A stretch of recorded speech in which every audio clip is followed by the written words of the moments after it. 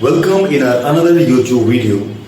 Hi, this is me Sanidhya and you are watching Alan Classes. Hindi में एक वाक्य है मैं गया गया.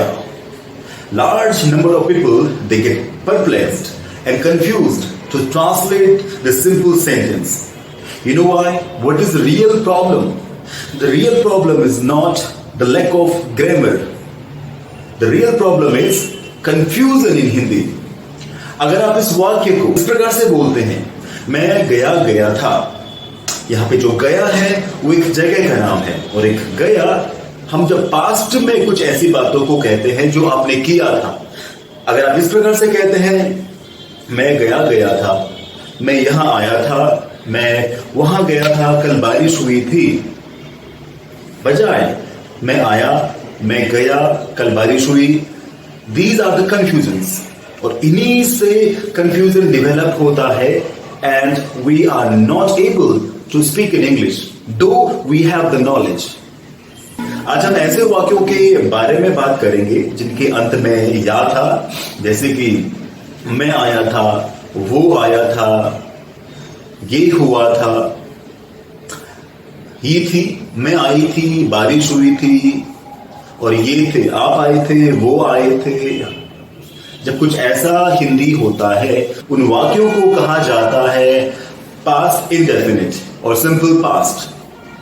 और आज का जो टाइम वर्ड है वो है डिड. डिड एक्चुअल में सेकेंड फॉर्म है डू का. सेकेंड फॉर्म इसका ये मतलब है today we will deal with the second form. और सेकेंड फॉर्म हमेशा डिड के अफर्मेटिव सेंटेंस को बनाने के लिए आता है. बाकी इसका बेसिक ग्रामर में इसका कोई दूसरा यूज नहीं है. ये मात्र सेकेंड फॉर्म आता है जब हम डिड का अफर्मेटिव सेंटेंस बनाते हैं.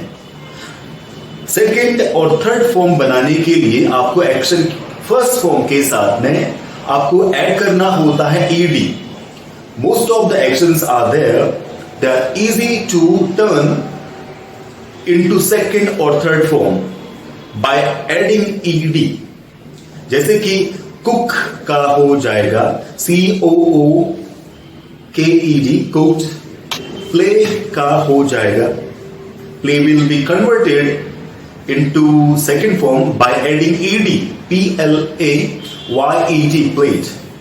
Experience which is first form, if you want to turn it into second और थर्ड फॉर्म आपको ईडी इसमें ऐड कर देना है. EXPERIENCD experienced. Best part of this did is did एक ऐसा टाइम वर्ड है जो सब सब्जेक्ट्स के साथ में यूज किया जाता है. Means I, you, we, they, he, she, it, name. Criticize, energize and scrutinize. These are the 5 words. We will deal with these words today with this did class. अगर आप कहते हैं कि मैंने अपने हाथ को सैनिटाइज किया था तो आप कहेंगे सबसे पहले रखेंगे आप subject which is I. You भी रख सकते हैं, किसी भी सब्जेक्ट को रख सकते हैं. तो यहाँ पे पहला एक सेंटेंस है कि मैंने अपने हाथों को सैनिटाइज किया था. यहां का तो मैं कहूंगा I and soon after the second form nothing else. I sanitised और ऑब्जेक्ट है मेरे हाथों को, माई हैंड्स. पूरा सेंटेंस इस प्रकार से आप बोलेंगे आई सैनिटाइज्ड माई हैंड्स. या आपने किया था you sanitized your hands. We sanitized our hands and she sanitized her hands. Tom ने किया था, Tom sanitized his hands. Let's talk about negative sentence. जब आप नेगेटिव सेंटेंस को बनाते हैं तो आपको नॉट की जरूरत होती है और नॉट को जरूरत होती है टाइम वर्ड की which is today itself did. तो ये पूरा हो जाएगा सब्जेक्ट डिड नॉट. शॉर्ट में आप इसको डिडंट या डिडंट भी कह सकते हैं. और जब आप नेगेटिव सेंटेंस बनाते हैं तो आप उसके साथ में यूज करते हैं फर्स्ट फॉर्म. जी हां, आप यूज करते हैं फर्स्ट फॉर्म बिकॉज डिड खुद एक सेकेंड फॉर्म है. जब डिड आ जाता है तो डिड के आगे उसी वाक्य में दूसरा कोई सेकेंड फॉर्म आप नहीं यूज करेंगे. तो subject did not an action first form and if you have any object. अगर ऑब्जेक्ट है ऑब्जेक्ट रखिए. या कुछ कुछ ऐसे वाक्य भी होते हैं जहां पे ऑब्जेक्ट का ओमिशन होता है। जैसे कि मैंने साफ नहीं किया था, आई डिड नॉट सैनिटाइज। ये नहीं हुआ, ये ना तो आप ये है ना मैं। ये जो है एक घटना के बारे में बात हो सकती है, या इसमें पर्टिकुलर किसी भी नाम को मेंशन नहीं किया गया है। जब कुछ ऐसे वाक्य होते हैं तो वहां पे आप यूज करेंगे इट। तो आपका सेंटेंस हो चुका है it didn't happen.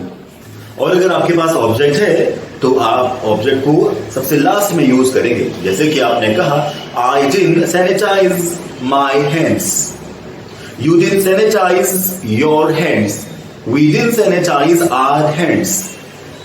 If you want to question, और अभी आपके जो सवाल हैं वो क्या से ही बनने चाहिए। जैसे कि आप कहते हैं कि क्या आपने अपने हाथों को सैनिटाइज किया था, सबसे पहले आप रखेंगे time word which is did itself, soon after subject. It can be I, you, we, they, he, she, it, name, anything. And then action first form which is sanitize itself. और किसको आप साफ करने की बात कर रहे हैं, that is an object. तो sentence it will go like this: Did you sanitize your hands? Okay. The next word is criticize.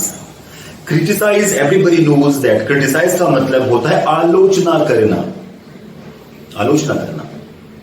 तो अगर आप इसको अफर्मेटिव सेंटेंस में बोलना चाहते हैं तो आप कहेंगे I criticised you, I criticised you, और यू क्रिटिसाइज्ड मी, और वी क्रिटिसाइज्ड देम, और दे क्रिटिसाइज्ड। स्क्रूटिनाइज का मतलब होता है इंस्पेक्शन करना, निगरानी करना। मैं कहूंगा डिड ही स्क्रूटिनाइज। इस वाक्य में ऑब्जेक्ट नहीं है, इस वाक्य में ये मेंशन नहीं है कि किसको स्क्रूटिनाइज किया गया था, तो इसमें कोई ऑब्जेक्ट नहीं है। अगर आप ऑब्जेक्ट रखना चाहते हैं यू कैन पुट, जैसे कि क्या उसने स्कूल को स्क्रूटिनाइज किया था, did he scrutinise the school. हाँ, उसने स्क्रूटिनाइज किया था, दैट इज अफर्मेटिव सेंटेंस। और जब आप अफर्मेटिव सेंटेंस बनाते हैं मेक श्योर आप यूज करेंगे second form. You will not use did, आप यूज करेंगे सेकेंड फॉर्म। तो आप कहेंगे ही स्क्रूटिनाइज्ड द स्कूल, और नहीं किया था ही डिड नॉट और he didn't scrutinize the school. Categorize, और कैटेगराइज का मतलब होता है बांटना, किसी के कैरेक्टरिस्टिक्स के अकॉर्डिंग बांटना, या किसी की क्लास, एज या जेंडर के हिसाब से किसी चीज को बांटना, दैट्स कॉल्ड कैटेगराइज। आपको ये पता ही है। तो अगर मैं कहूंगा कि क्या उन्होंने कैटेगराइज किया था, डिड दे कैटेगराइज, क्या हमने कैटेगराइज किया था, डिड वी कैटेगराइज। और अगर आप अफर्मेटिव सेंटेंस बोलना चाहते हैं तो आप यूज करेंगे सेकेंड फॉर्म। तो categorise, second form categorized, again third categorize, and categorizing, the fifth categorizes. अगर आप हाँ कहना चाहते हैं they categorized, we categorized, she categorized.